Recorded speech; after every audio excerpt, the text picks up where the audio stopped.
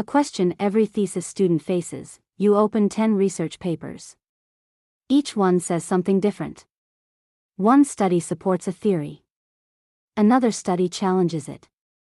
A third study uses a completely different method. At this moment, many students feel confused and ask the same question: how do I organize all this research into one clear section in my thesis or research paper? The answer is the literature review.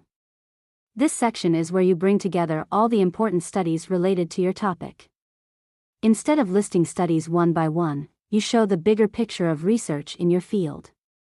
When someone reads your literature review, they should quickly understand what researchers already know about the topic, what problems still exist, and where your study fits in the research conversation. What is a literature review? A literature review is the part of your thesis, dissertation, or research paper where you study and explain the research that other scholars have already done on your topic.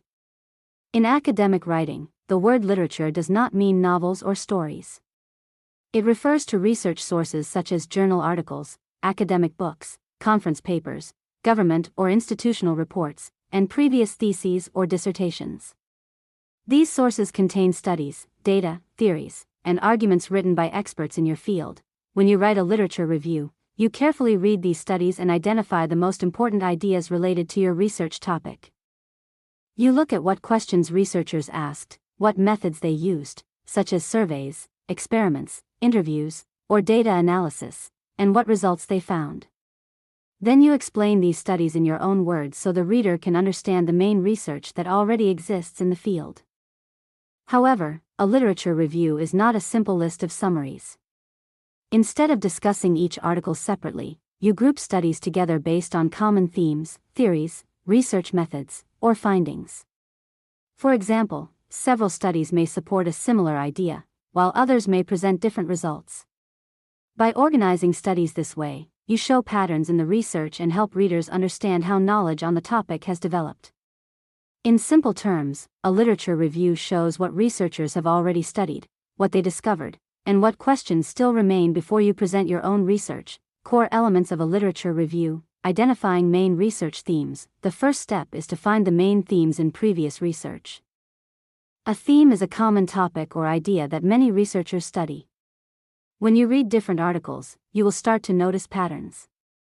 Several studies may focus on the same issue but examine it from slightly different angles.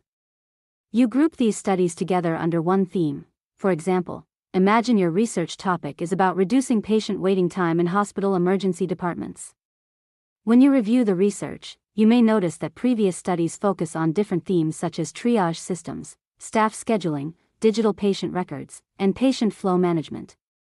Instead of describing each article separately, you organize the literature review using these themes. This makes the discussion clearer and easier for readers to follow. Comparing findings across studies. Another important element is comparison. Different researchers may study the same problem but reach different conclusions. In your literature review, you show these similarities and differences. For instance, one study may report that electronic triage systems reduce waiting time for patients in emergency departments. Another study may find that the system improves documentation but does not significantly reduce waiting time. By discussing both results together, you help readers understand how research findings can support or challenge each other. Evaluating strengths and limitations. A literature review also requires critical evaluation. This means you look carefully at how the research was conducted. You consider the methods, data, and sample size used in each study. For example, one study on hospital patient flow might collect data from 10 large urban hospitals and use detailed statistical analysis. Another study might examine only one small clinic and rely mainly on interviews with staff. Both studies can provide useful insights, but the larger study may provide stronger evidence.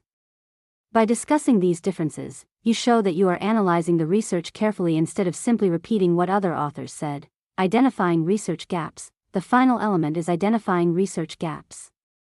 A research gap is an area that previous studies have not fully explored.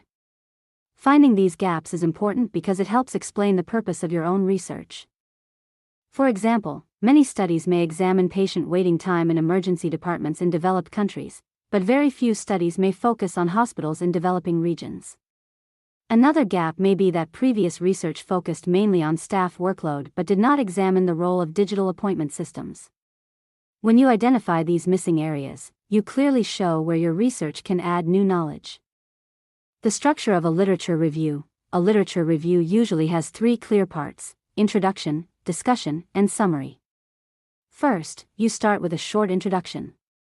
In this part, you explain the topic of the review and what type of studies you will examine. Second, the main body is organized into themes or factors instead of discussing studies one by one. Each section groups research that examines the same issue. Finally, the literature review ends with a short summary. This section explains the main patterns found in the research. The summary also points out the research gaps, which help explain what the new study will investigate next. Searching for literature. Before you write a literature review, you first need to find the right research studies related to your topic. This step is called a literature search. As a student writing a thesis, dissertation, or research paper, you should focus on academic sources such as journal articles, research papers, books, and previous theses. Most students search for these sources in databases like Google Scholar, university digital libraries, and academic journal websites.